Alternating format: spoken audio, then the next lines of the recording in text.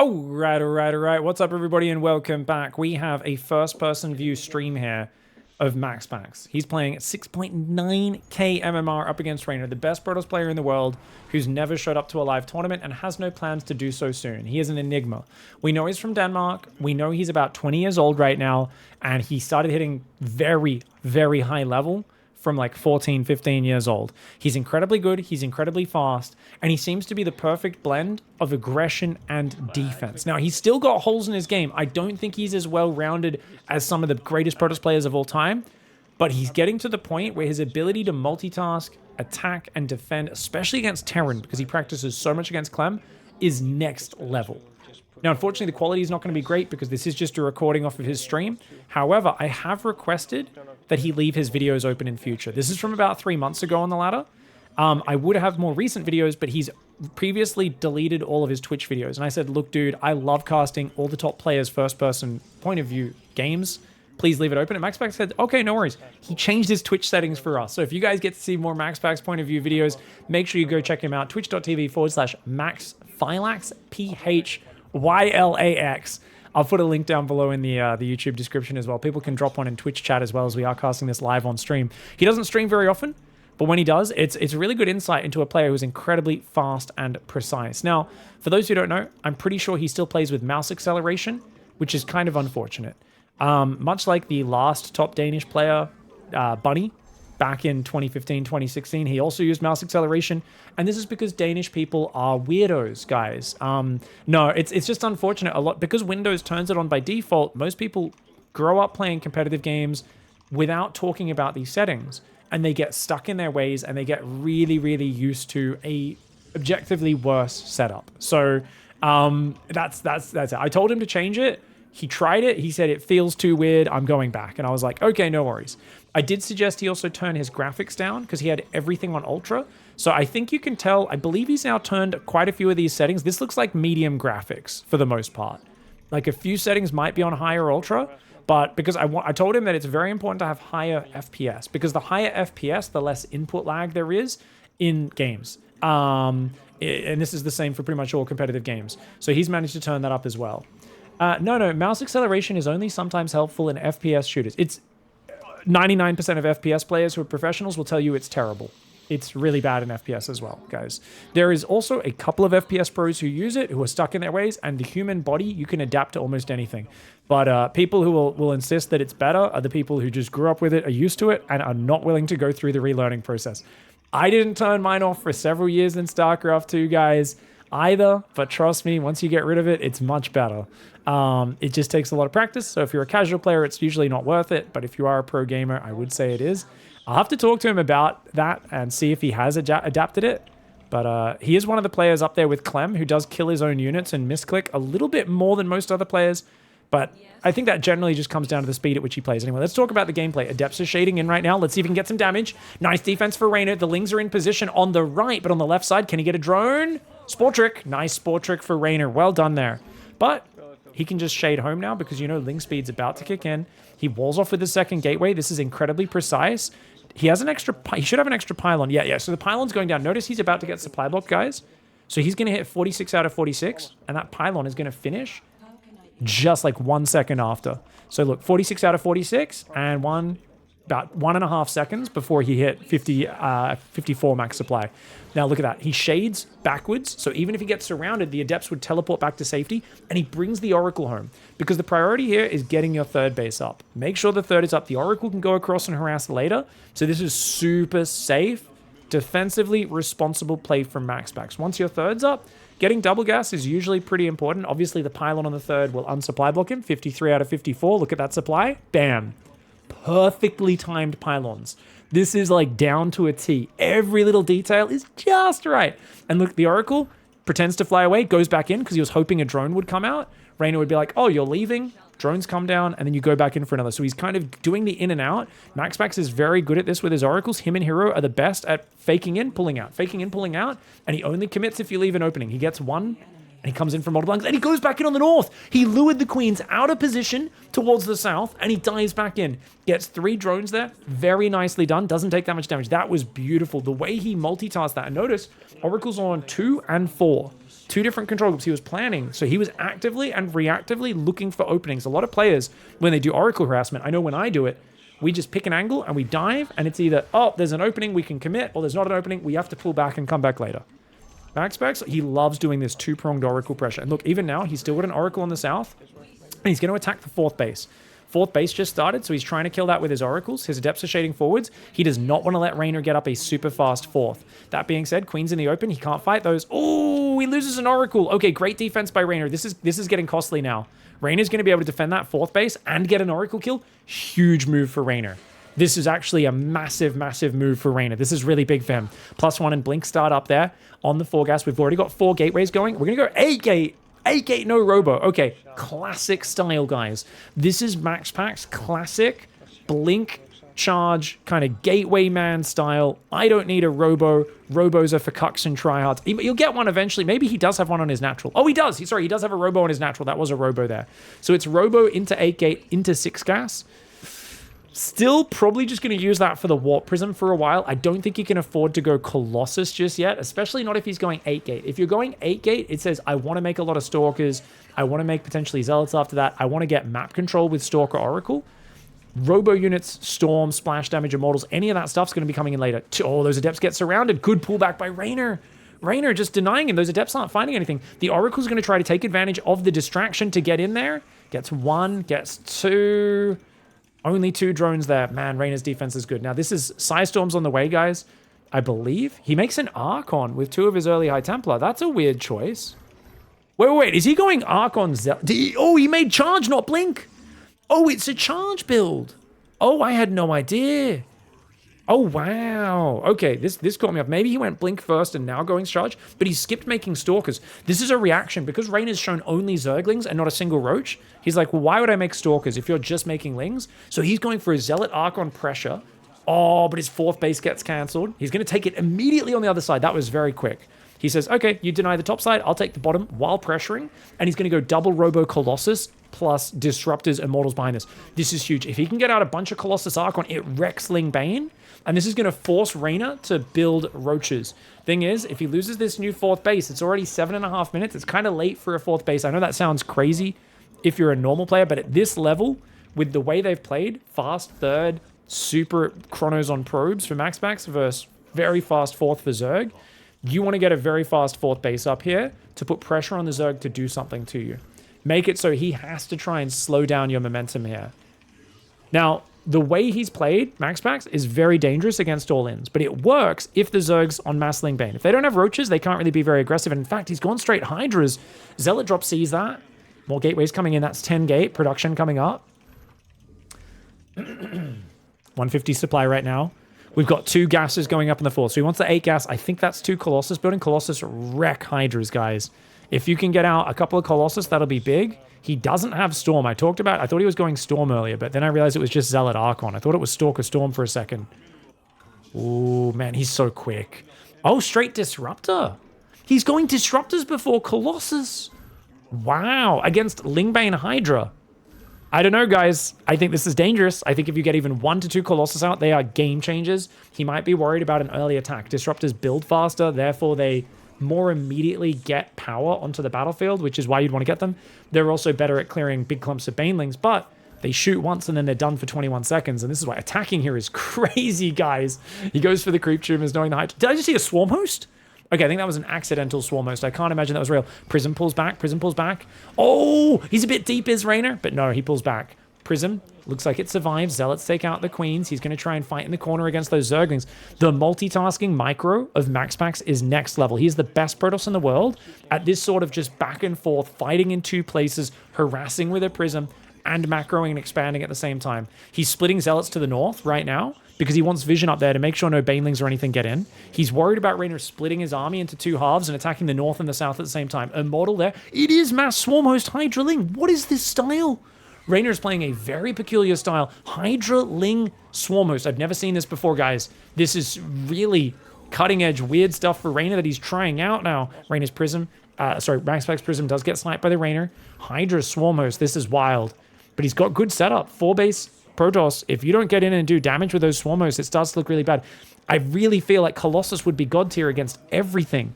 Oh, that's up right now for Reynor. Disruptors, like they're good units, but oh, very good disruptor shots. He's already killed like 6 or 7 Hydras with his first disruptor shots. Top side, Nidus Swarm Host coming in. He's got to deal with it. This is what he was looking for. He was spotting exactly for that Nidus Swarm Host, and because of that, he gets 2 Zealots on top. He's holding this ramp fantastically. Reynor needs to get some chaos going. A couple more Zealots warping into the main base. Luckily, he's not maxed out. Stalker as well to start doing damage to the Overseer. The multitasking. How is he multitasking like this? I tell you, man. Dude. Just the speed. I don't normally see Protoss play like this. Hero plays fast, but not this good at multitasking. Hero tunnel visions and has really clutch game-winning maneuvers, but he is nowhere near this fast. This is insane, guys. Chat saying they think this is faster than Parting as well. I wouldn't be surprised. Parting's got insane micro, but I wouldn't say he's like this good at just multitasking. This is the thing. MaxPax always plays a multitasking style. He always fights in multiple areas. That's his PvP. Oh my god, big shot. That's his PvT, it's his PvZ, and it's his PvP to some extent as the game goes on as well. Beautiful fighting retreat on the north while denying the Nidus Worms. Staying aggressive. This is keeping Reynor's creep back. If Reynor doesn't have good creep threat, he can't do much. And oh my gosh, the Disruptor shots are big. Immortal Zealot comes in as well. The Disruptor's trying to pull away. He's got to be careful with those Zealots. They did actually end up taking a big Baneling hit, but as long as the Disruptors survive, those are his valuable units. His 5th base is up. MaxPax is controlling the map right now. If Reynor doesn't get to Broodlords, he has no answer. He has to go Broods now. I mean, technically, like, Ultra would do well against this army. Like, Ultra Surround would actually be very good. It's either Ultras or Broods, but I don't know if Reynor has the upgrades or the tech to go there. Reynor is famous for staying on Lair Tech pretty much all of ZVP 10 minutes after he could have gone Hive. Like, that's just his thing, is I win on Lair Tech usually. He can go Hive, don't get me wrong. I'm not saying he never does. But it's very common for him to stay here with the pressure, the amount of investment on the Nidus Worm, Swarm Host, the Hydraling Bane. The pressure MaxPax is keeping up. I don't think he feels safe to go Hive. Even if he goes Hive, probably just makes Adrenal Glands, maybe 1 or 2 Vipers and not much else. Disruptor Shot does kind of hit his own Archon, but it hits a lot of Banelings as well. I think that's okay. These trades are pretty good for MaxPax, man. You see Reynor's just sending a few Banelings in at a time, but they're hitting what? Archon, Immortal, Disruptor? I mean, he can take these fights all day and all night. Storm, I don't think has been upgraded. That's one thing I'd criticize. The other thing is, I don't know what the upgrades are. Is there a second Forge? Because he's never selecting an individual unit, so I'm not seeing, is there plasma shields in the mix? Oh my gosh, the money shot. Reynor's mad. Reynor's mad. I know, because I'm a Zerg player as well. And when you get hit by that boom boom, you are not happy. But he gets 2 Immortals. MaxPax makes a mistake there. MaxPax does make a mistake. Oh my gosh, this is crazy, dude. Okie doke. Hello, hello, hello. Dude, the multitasking of MaxPax is insane. His ability to handle multiple engagements is so good. To think that Serral easily wins against this guy in tournaments, not in ladder, guys. Keep that in mind. MaxPax actually beats the shit out of Serral. Quite a few ladder sessions. I'm not saying he has a winning record versus him, because don't get me wrong, I've seen Serral beat him a lot, but MaxPax almost always gets ahead against Serral. Serral has better late game than MaxPax, number 1. Number 2, he brings in much better plans in tournaments. Serral always comes in with beautiful plans to wreck MaxPax in tournaments. MaxPax plays 2 standard in tournaments, and Serral always catches him off guard. And this is the thing people don't realize, is Serral is the best planning player in the world by far. He beats most players in the planning stages. Much like Rogue used to do when he was at his peak, Serral is very well-rounded and solid, don't get me wrong. But guys like MaxPax can out-multitask him, and they regularly do on the ladder. Serral is an incredible tournament player, and he's made that evolution. MaxPax has not made that evolution yet. MaxPax is still a very god-tier standard player, potentially the best standard player in the world right now. Big Locust Wave on the left side is going to clear some of that stuff. I like that the Colossus are finally here. I think they should have been here minutes ago, in my opinion. I think Colossus maybe could have ended this game already. But right now, still Swarmos Hydraling Bane. Man, it's only 14 minutes? Guys, how is it only 14 minutes? We wouldn't have had this much action in 36 minutes of my gameplay of PvZ. Holy crap, the pace these guys play, it really is a different game. It's a different game. Nice Zealot warp in to block the choke point. Oh god, Swarmos on the top. Oh no. Okay, MaxPax is max. He's got to push. He's got to push. He's like, okay, I'm going to take economic damage. That's okay, but I've got a giant army. Good luck dealing with this. He's going to push forward. Hydras are very good defensively, but Baneling's going to be useless versus that Archon Colossus ball, not to mention the Disruptors. I mean, he's going to come with a big surround. Disruptor shots are leading. I like that he's leading with Disruptor shots. I think that's a good way to do it. Oh, here come the Banelings. Okay, the Archon Colossus doing pretty well, man. The way he throws those shots out so quickly, really well done. Archons on the south coming in. Those Archons are a little isolated. The Hydra's going down, as are the Ling Bane. Can Reynor even have time to remax? Even if Reynor has 5,000 minerals and gas in the bank, he's got Archon Colossus on top of his rally point. I don't know if he can keep up. This is still a maxed out Protoss player, and where you don't have any room to breathe. He's going to have to use Locust defensively. Disruptor shots coming forward. Nice Abduct comes out. As I said, these Vipers, man, they weren't here. They needed to be here a while ago, along with Broodlords or Ultras or something like that. But the army's finally getting cleared. That's big. Zealots are clearing this 5th base, though. If he gets Reynor back to 4 base, and he's still on 4 base, being even bases as a Protoss is great. Tries to re-expand to the bottom. Creep is blocking it. This is one of the problems. Even though that creep isn't there anymore, if the last time you saw that area through fog, there was creep, you cannot place the Nexus. But MaxPax realizes and just move commands the probe there because he's so good at his multitasking. He's still getting value out of the Disruptor shots. Another big boom boom all over Reynor, and Reynor's got nowhere to run, nowhere to hide. The Archons, the new round of Archons coming in is massive. There's not that many gateways, but there's enough. There is enough gateways, guys, to just keep warping in Archons and Zealots. The Colossus are so high value because this whole army is light units. The Colossus do bonus damage against everything. One Colossus goes down, there's just not enough units for Reynor to defend. Staying on the front like this, there's no creep spread. The 5th base finally being rebuilt by MaxPax in the midst of everything else that is happening. And what excellent play from MaxPax there. Holy crap, that was a beautiful map there. 16 minutes. That felt like a 25-minute game. The amount of action there. And I truly feel that is MaxPax's best part of StarCraft, guys. His best part in StarCraft, and in PvZ especially, is that mid-game. We've seen Serral just turtle up, get Broodlords and Lurkers and other things and just survive. And MaxPax's big weakness strategically is he fails to defend his 5th base from Serral. So he sits on 4 base for too long. And he can't quite win the game against a player who does get that hive tech up. And that's a big problem for him sometimes. All right, guys, we're going to go into a game versus Clem now. The breathing into the mic is real. The mouse and keyboard sounds are real. I'm going to try and have the sound up a little louder this time, but we will speak over each other. But hopefully you get a few more game sounds. You get a bit more of that clickety-clack of the keyboard, and you can all let me know which one you prefer in the comments for the next time, because I do think his audio setup kind of sucks. But hey, mix it in there, and hopefully as long as you guys can still clearly hear what I'm saying, hopefully we're okay. I can always do a bit of balancing if it's absolutely unwatchable when I look back in the video anyways. MaxPax versus Clem, guys. So we got MaxPax versus Reynor, MaxPax versus Clem. He does play some Terran and plays some PvPs in this stream as well. So we could always do another video looking at his Terran off race, looking at that stuff in the future. But hopefully, since he's keeping his VODs open, after I asked him, I said, dude, can you keep your VODs open so I can actually look at these without having to find someone who's ripped these onto YouTube? And he said, no worries, I can do that for you. So MaxPax is always really nice. He always shares replays with me. He's actually opened his Twitch VODs. He's even got his control groups showing, which most pro players don't have because they feel it gives a little bit too much insight into like how they're organizing themselves in the game, their planning. A lot of them hide those control groups from being visible. MaxPax is just like, yeah, whatever. So you can see he's got his scouting probe on 2, Nexus on 3, Gateway on 4. Now number 4, that becomes an army group later in the game. Remember, that's what he put his second Oracle on when he had the double Oracle split in the last game.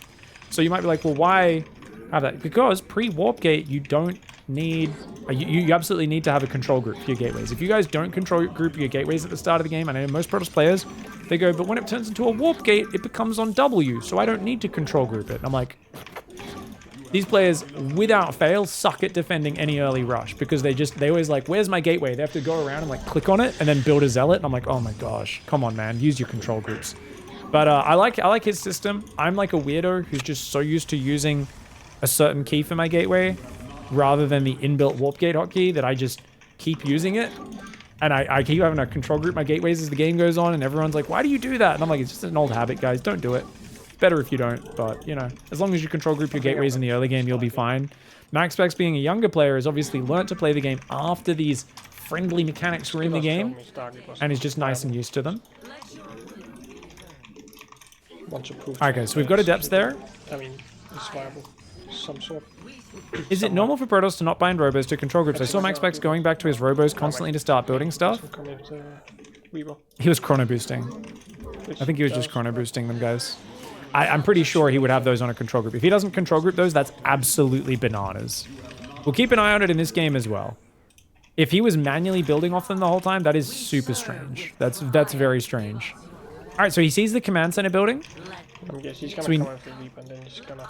He knows it's an expansion. He's keeping the Reaper back. Second gate on the low ground. This is a very standard blink opening, guys, from MaxPax. Very standard.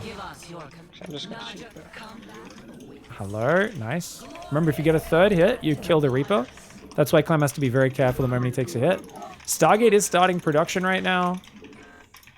I think it's Phoenix. Oracle's actually not a bad unit, but Clem has been dominating Oracle player. I remember everyone said Oracle would be better this patch because it doesn't die instantly to the Cyclone. What we didn't account for is the fact that the Cyclone is so cheap, you just leave one at home and the Oracle never gets any damage anymore. And it's also not good at defending because the Cyclones are so ubiquitous that they're just, you know, Clem's always going to push you with a Matavac, a Widow Mine, a Cyclone or two, and 8 Marines, and your Oracle's just going to be like, well, I can't do anything here. So I think that you can sometimes get good harassment with it, but players just struggle to get good value out of the Oracle. So Phoenix has become standard. He's looking for a drop right now. He's trying to intercept it as it comes out, but he doesn't see it, so he's going to go home. Robo, very quick third and fourth gas. Notice how he pulls off minerals onto gas on his natural. You normally would never do this with a normal build, but with this build it makes sense. Why? Because very gas heavy build going Phoenix Colossus. He's going to pick up 2 of these Widow Mines. MaxPax, spread the probes. Oh, good targeting by Clem. Clem got 3 probes there. Beautiful targeting with the Widow Mine on that clump. MaxPax should have pulled a few more probes away, but he does clean up the Widow Mines. And you know what, guys? If you lose 3 probes for 3 Widow Mines and a Medevac, that's a good trade. That's a very good trade. Oh, gets it, just barely. The Marines tried to catch him. Great micro. If you lose Phoenix, it's really bad as well, so he's done a good job of that. Was this Cybercore first? MaxPax plays Cybercore before Nexus every single game.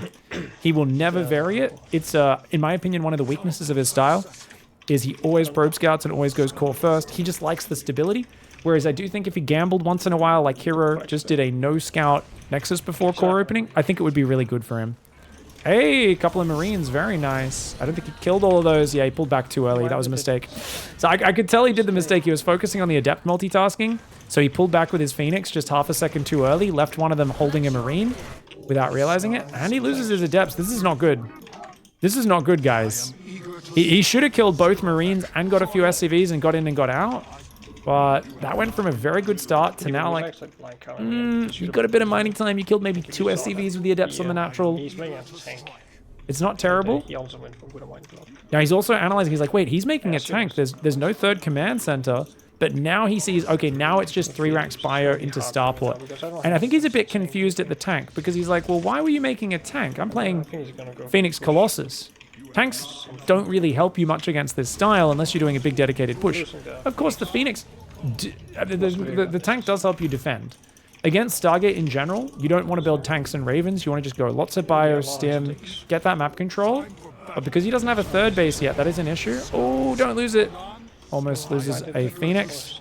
He just sent that Phoenix home while the other ones stay on the front. And there is a Raven, but it's being used for harassment while the Phoenix are on this side of the map. And he's going to lose quite a few probes. About 5 probes go down. It's not the worst trade since he does, of course, keep that alive. Phoenix going back to the front now after killing the Raven. No, he didn't kill the Raven. Raven's still alive. Raven... Oh, there we go. It just died. It was on the minimap in his main base. Looks like the Phoenix stayed on it. Bit of chaos here for MaxPax. Started good for him. It's not the most amazing position now. I'm also worried that he doesn't have a sentry. You really want a Guardian Shield in case the Bio Army stims on top of your Colossus. A Guardian Shield is a game changer. Immortal's good. A couple of Zealots, even unupgraded, are really good here because Zealots are cheap and they're the best stats in terms of hit points and damage for their cost. So you want to just mix in a few Zealots so that you can have something when the Bio stims on top and your Colossus has started stepping back. You want Immortals and Zealots to try and kill those Marines and Marauders. So he's going to try and catch the Medevacs because he's like, hey, you don't have Medevacs. Where are they? Picks up, immediately cancels the pickup, realizing, no. But he's already delayed the push by a couple seconds. He's building a bunch of pylons there. Very good pylon management. Second Colossus is out. I think he should have... Yeah, Viagra is 3/4 of the way done. That's the extended thermal lance upgrade's almost ready. He's got a pylon behind the 4th base. He's going to come down, pick up the Marine, pick up the Marine, pick up the Marine. Nice, but that gives up vision for a moment. He's trying to get these observers out. I love the choice to stop Colossus production to build an observer here. Because, yeah, you're low on Colossus. Yes, Robo production's a premium. But if you don't see where the army's coming from, you're in trouble, man. You're in big trubs. He's going for the ground transition now into Forge Twilight. His Phoenix are desperately trying to get info on the map. I'd be really worried about a big drop coming in my natural if I was him right now. He's got good vision on the south, but not on the right side. And there we go. Okay. Actually, the army's on the bottom, trying to deny him taking a fourth. You can assume there's a third command center now for Clem. I doubt there's a third. I doubt there's a 5 racks all in. Just doesn't seem like a good idea against Phoenix Colossus to go 5 racks all in. If you're going to do 5 racks all in, you want to play like lots of tanks. Do like a big tank missile turret bunker sort of push. Ooh, Widowmines get one. Get one of his Phoenix. Nicely done there by Clem. But you can see he's almost got charge +1 and then Archons. And Clem's not going to have ghosts probably for another minute. So if you can hit him with Colossus, Archon, Zealot, and he's still just got Bio, and he doesn't have a lot of Vikings, because remember, his medevacs were really late.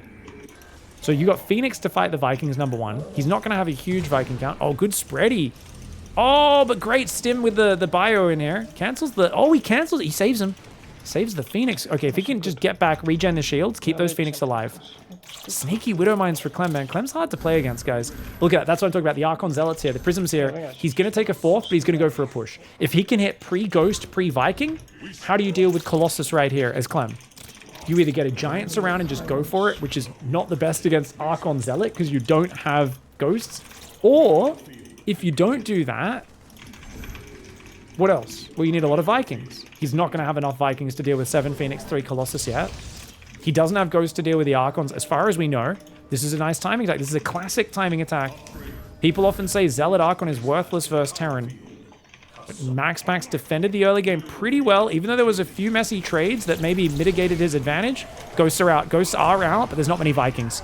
Ooh, Zealot's diving on top. He's got to be careful. You want to use the Colossus range here as best you can. He needs the Colossus hitting the Marines. The Colossus are clearing Widowmines right now. He's trying to focus the Colossus on the Marines. If he doesn't focus the Marines, there's going to be too much firepower left. He needs to focus those Marines. Great force fields. Clutch force fields. Keep the Bio back. The SCVs get pulled back by Clem, which was pretty nice. More Stalkers warping in. He's also making more Archons. Archons and Zealots, sorry, not Stalkers. He's still got a few Stalkers and Phoenix. If he can get rid of the Vikings and the tank, then that's the only ranged firepower for Clem, and he can break him. He can break him. No ranged firepower left. Only 1 Viking. These 3 Colossus. There is no answer to the Colossus. Beautiful timing attack for MaxPax. He starts probing his 4th base behind it, which he was not doing till that point. This was a 66 probe.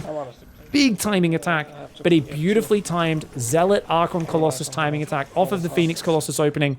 Mint opening. That was well done, and that's a classic way you can get a win. You don't see this that much in pro play, winning the game. People always say, oh, Archon Zealot Colossus timing, but that doesn't work. If you fix your early game and you play a really clean early game, it actually works really well. GG, well played, guys. MaxPax is amazing. He's a very good player. I hope you enjoyed this point of view cast. I want to do more of these of MaxPax because I really feel he's pushing forward the edge of what Protoss multitasking and control over multiple areas can do. His knowledge of when to push, when to defend, his harassment and his map vision and his defensive drops and bases is just next level. He's getting so good after playing against Clem lately. I want to see more. Let me know if you're excited to see more MaxPax videos down below, and we'll see you in the next one. Thanks for watching, everybody. Goodbye and good night.